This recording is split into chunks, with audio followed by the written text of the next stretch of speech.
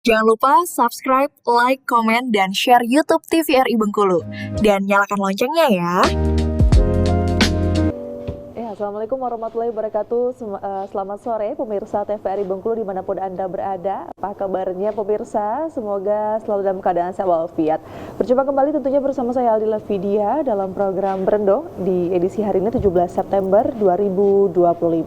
Nah pemirsa, ini beberapa hari terakhir kita melihat bahwasannya hujan deras nih mulai mengguyur ya hampir di seluruh wilayah Bengkulu, dan kita ketahui bersama bahwasannya untuk kondisi ini ternyata dipengaruhi oleh bibit siklon tropis 93S yang saat ini sedang terpantau oleh BMKG. Fenomena ini juga bukan hanya memicu hujan lebat, tetapi juga bisa berdampak pada bencana hidrometeorologi seperti banjir, longsor, bahkan gelombang tinggi di laut. Nah, sebenarnya bibit siklon tropis 93S seperti apa, kita akan bahas bersama dengan dua narasumber yang sudah hadir di hadapan kita di studio TVRI Bengkulu. Hari ini kita akan sapa terlebih dahulu. Selamat sore.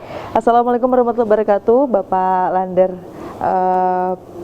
Rana Jaya selaku Sekretaris BPBD Kota Bengkulu. Selamat sore, terima kasih. Assalamualaikum warahmatullahi wabarakatuh. Selamat sore pemirsa TVRI. Terima kasih. Iya, baik. Dan pemirsa, ini tadi kita sudah sedikit ya menyinggung BMKG. Sudah hadir di hadapan kita bersama Bapak Triwidiarto selaku Kepala Stasiun Meteorologi Fatmawati Soekarno Bengkulu. Selamat sore Bapak. Selamat sore, Assalamualaikum warahmatullahi wabarakatuh, Mbak. Waalaikumsalam. Wabarakatuh pemirsa TVRI dimanapun berada. Oke, baik. Gimana kabarnya Bapak semuanya? Alhamdulillah sehat walafiat. Alhamdulillah, meskipun diguyur hujan ya, tapi selalu dalam keadaan sehat walafiat. Baik, kita berbicara mengenai bibit siklon tropis. Mungkin kita langsung ke Pak Tri dulu ya Pak ya, dari BMKG. Mungkin masyarakat ini ketika kita sedang hujan deras nih selalu bertanya-tanya ini, kenapa hujan terus? Padahal kan ini sebenarnya dari alam ya. Nah ini kan muncul sebuah istilah bahwa ada bibit siklon tropis 93S Pak. Sebenarnya itu apa sih Pak? Ya, baik. Sebelum terjadinya bencana di beberapa daerah, BMKG sudah mengeluarkan peringatan dini atau sudah memberikan konferensi pers dari BMKG pusat, dan sudah dibuatkan juga surat pemberitahuan peringatan terkait dengan adanya 93S tersebut ke kepala daerah masing-masing provinsi yang sudah disebarluaskan.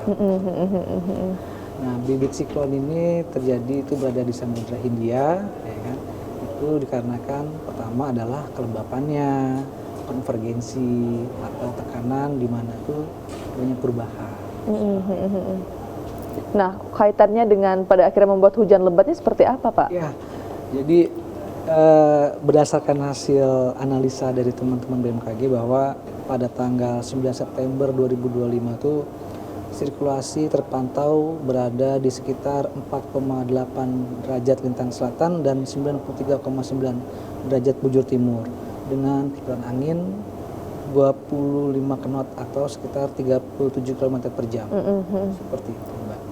Oke. Nah, pada intinya berarti ini sudah diberikan peringatan ya Pak ya. Pada dari tanggal berapa untuk disebarluaskan kepada masyarakat bahwa akan ada bibit siklon tropis ini kita? Iya, betul. Jadi sudah disebarluaskan melalui beberapa media, terus melalui dengan medsos juga, sudah kami jelaskan semua, sampai dengan di info BMKG. Kalau udah Mbak mendownload atau pemirsa TVRI mendownload info BMKG pasti dikeluarkan di situ juga Mbak.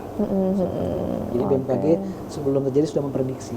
Oke, benar. Kita sering lihat perakiraan cuaca ya. Betul. Namun di sini topografi itu sangat dominan Mbak.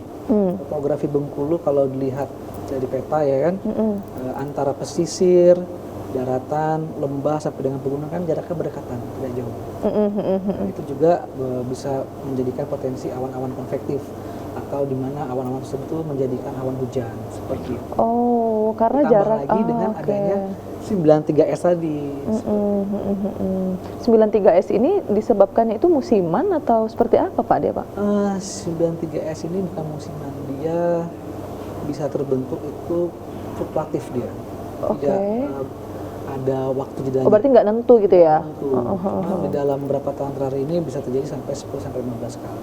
10 sampai 15 Ya, kali. Oke. Di Bengkulu itu sudah berapa kali, Pak? Jadi Bengkulu ini dampaknya saja. Oh, Kalau dampaknya. bahasa ekornya lah. Baru kena ekornya. Nah, titik puncaknya itu di tengah laut. Nah, makanya berdampak sampai dengan ke Bali, NTT, sampai dengan Salah satunya Bengkulu gitu ya yang terdampak sekali. ya. Hampir seluruh 9 kabupaten dan 1 kota berdampak. Benar, karena memang kita lihat di perakiran cuaca kenapa ini awan semua ya, hujan semua. Oke, kita beralih ke Pak Lander, Pak. Melihat tadi kan dari BMKG sendiri kan dia sudah menginformasikan ya Pak ya bahwasannya akan ada bibit siklon 93S ini. Nah, dari pihak BPBD sendiri ketika mendapatkan informasi seputar potensi siklon ini seperti apa langkah yang diambil dari BPBD, Pak? Ya, baik, terima kasih. Ya, terkait kami Badan Penanggulangan Bencana Daerah Kota Bengkulu terkait informasi atau pers liris ya yang sudah disampaikan oleh BMKG Pusat, kita menindaklanjuti untuk Kota Bengkulu.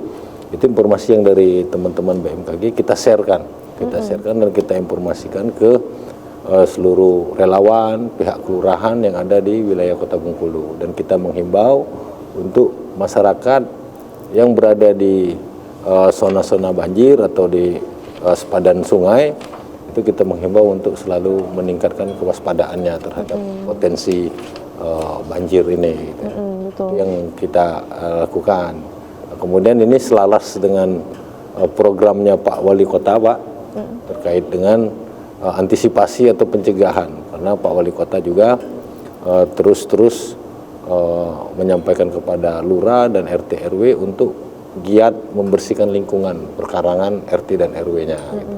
Itu yang selaras dengan kesiapsiagaan terhadap musim hujan ini. Ya, artinya memang kesiapsiagaannya lebih kepada bencana banjir gitu ya Pak ya, kalau untuk di wilayah Bengkulu gitu Pak, antisipasinya. Ya. Kalau untuk musiman ini tentu kita melihat potensi yang ada ya. Ketika potensi itu memang masuk fasenya musim hujan, maka kita gencar menyuarakan atau memperingati antisipasi atau pencegahan banjir gitu. Kalau isunya tentang bencana yang lain seperti gempa bumi dan megatrust, itu kita juga menyuarakan itu juga atau menyampaikan potensi itu. Tapi kalau untuk Bengkulu sendiri itu termasuk wilayah yang rawan tidak sih Pak terdapat bibit siklon ini Pak? Ya, kalau sama-sama kita rasakan beberapa hari ini memang kami di BPBD kami sudah menyiapkan diri ya, sudah melakukan langkah-langkah antisipasi itu di kantor kita dengan menyiapkan tim satgas, menyiapkan armada dan peralatan ketika memang potensi ini memang benar-benar terjadi. Ya, tentu yang namanya potensi kita tidak bisa memastikan apakah itu benar terjadi atau tidak. Yang jelas kami dari tim BPBD itu sudah menyiapkan diri terhadap kemungkinan terburuk yang akan terjadi di masyarakat Kota Bengkulu yang memang berada di wilayah-wilayah rawan banjir. Betul. Karena memang ketika hujan deras biasanya kita udah agak khawatir gitu ya Pak ya, aduh ini banjir enggak gitu ya Pak ya. Tapi sebenarnya kalau untuk bibit siklon sendiri Pak Tri, ini apakah dia mempunyai dampak selain banjir? Tadi kan ada longsor atau ada dampak-dampak bencana lain mungkin yang bisa ditimbulkan dari bibit siklon tropis ini Pak. Tapi tahan dulu Bapak, tahan dulu, ada yang mau lewat ini, kita akan kembali. Setelah lewat ini pemirsa jangan kemana-mana, tetaplah bersama kami tentunya di Berendok.